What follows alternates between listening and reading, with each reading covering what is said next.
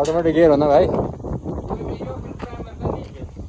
यहाँ से तो ऐसा लगता है कि गांव बहुत खतरनाक जगह पे बसा हुआ है, परंतु वहाँ जो है लोगों ने, पुराने लोगों की जो है ना सोच देखो कि वहाँ जो है बीच गदरा पर बने बस है ना।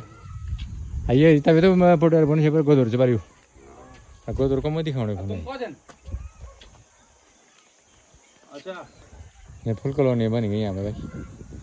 इसे मकान हमने कभी सोच भी सके गाँव खा दो हैं और वो भी है ना मकान बने। हाँ क्योंकि पटा दे नो सही ढंग से लो, ऐसे चलते चाल में मतलब पटा दे नो नीच भाई तरीके से लो,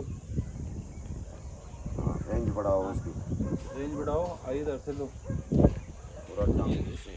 एकदम। ये सारी जमीन जो है दीप कागज है पार में जब हम धोने को मैं तो ले रहा हूँ ना वो वाला लैंड ले रहा हूँ, वो नीचे वाला बता दो अभी ये दीपक का भाप ना तुम्हारे कोड़ा भाप होना हमारे पूरा बांध हमारे को पूरा धड़ क्या नहीं उधर तक पूरा जंगल आता और पूरी